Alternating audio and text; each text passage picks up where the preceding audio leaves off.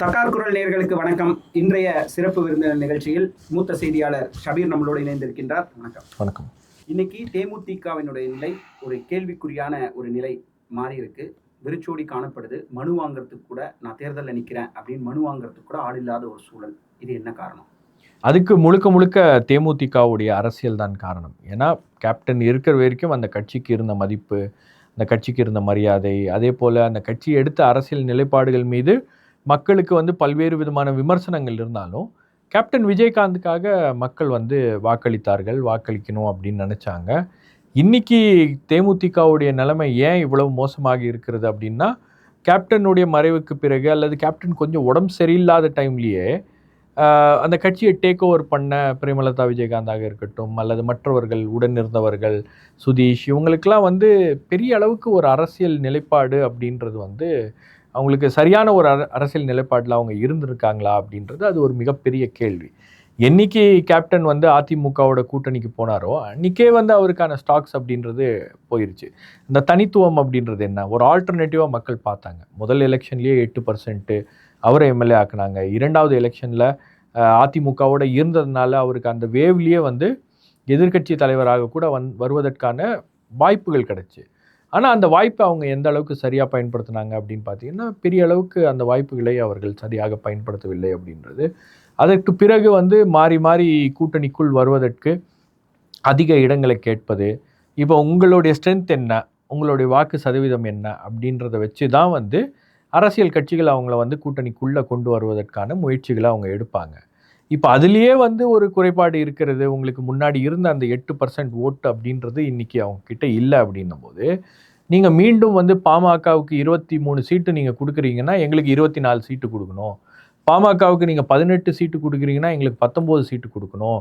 பாமகவை விட ஒரு சீட் எங்களுக்கு கூடுதலாக இருக்க வேண்டும். பாமகவோட நாங்கள் பெரிய கட்சி அப்படின்னு இன்னைக்கு கூட அவங்க கிளைம் பண்ணுறது அப்படின்றது அது ஏற்க முடியாத ஒரு விஷயம். இல்ல, பாமகவை வைத்து இவங்க சீட்டு கேட்கறது அப்படின்றது இவங்களை பெரிய கட்சியாக காட்டிக்கொள்வதற்கா இல்ல பாமகவை சிறிய கட்சியாக காட்டுவதற்கா? நாங்கள் பாமகவை விட பெரிய கட்சி, பாமகவை விட எங்களுக்கு வாக்கு சதவீதம் அதிகம், பாமகவை விட எங்களுக்கு செல்வாக்கு அதிகம் அப்படின்னு அந்த பழைய காலத்து நினைவுகள்லேயே அவங்க இன்னும் இருக்காங்க அப்படின்றதான்.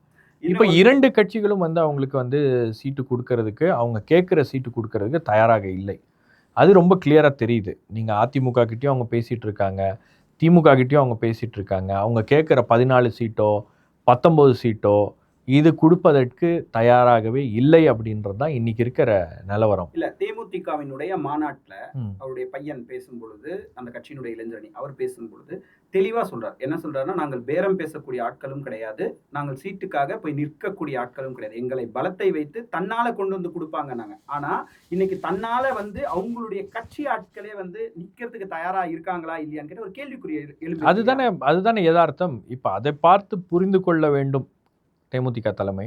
ஆனால் அதை அவங்க புரிஞ்சுக்கிறாங்களா அப்படின்னா ஒரு டினையல் மோட்லேயே இருக்காங்க அப்படின்னு தான் நான் பார்க்குறேன். நடந்திருக்கக்கூடிய ஒரு கூட்டத்தில் அவங்களுடைய கட்சியினுடைய ஒரு பொறுப்பாளர் பத்திரிகையாளரை பார்த்து வெறிச்சோடி காணப்பட்ட இதை நீங்கள் போட்டிருக்கீங்க, அதை இதெல்லாம் வீடு பூந்து அடிப்போம் அப்படின்ற அளவுக்கு ஒரு மிரட்டல் விடுத்திருக்காரு. அதை நாங்கள் எப்படி பார்க்கலாம்? இல்லை, எப்போவுமே தேமுதிகவை பொறுத்த வரைக்கும் அவங்க பத்திரிகையாளர்களோட ஒரு நல்ல உறவு வைத்ததே கிடையாது. எப்போவுமே அவங்க தங்களை ரொம்ப பெரிய கட்சி, நாங்கள் தமிழ்நாட்டுடைய அரசியலில் நாங்கள் தான் புரட்டி போடுறோம் அப்படின்ற அளவுக்கு ஒரு மமதையில் இருக்கக்கூடிய ஒரு கட்சியாக தான் நான் பார்க்குறேன். அதாவது இந்த பேச்சுக்கள்லாம் பத்திரிகையாளர்களை மிரட்டுவதோ, பத்திரிகையாளர்களை மிரட்டினதுனால யாருமே உண்மையை சொல்லாமல் போகிறதில்ல. வெறிச்சோடி காணப்படுகிறதுனா வெறிச்சோடி காணப்படுகிறதுன்னு தான் போடுவாங்க. அது கூட்டம் கூட்டமாக அலைமோதுகிறது அப்படின்னு மாற்றி போடணும் அப்படின்னா கூட அட்லீஸ்ட் அதுக்கு ஒரு ஆட்கள் இருக்கணும்ல. நீங்கள் விருப்ப மனு கொடுக்குறீங்க, அந்த விருப்ப மனுவை வாங்குவதற்கு யாருமே வரல அப்படின்னா அப்போ உங்கள் கட்சி தொண்டர்களிடையே அந்த ஒரு மனநிலை இல்லை அப்படின்றத காட்டுது.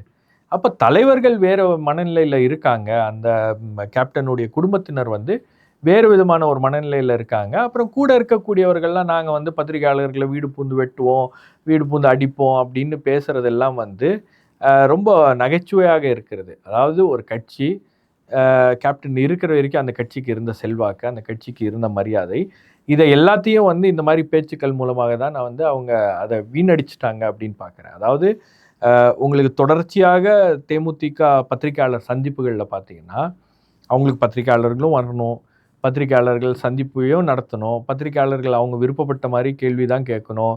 வேறு ஏதாச்சும் கொஞ்சம் கடினமான கேள்விகளை கேட்டாங்கன்னா, நீ என்ன புதிய தலைமுறையா, நீ என்ன இந்த தலைமுறையா அப்படின்னு கடுமையாக பேசக்கூடிய ஒரு நடவடிக்கை.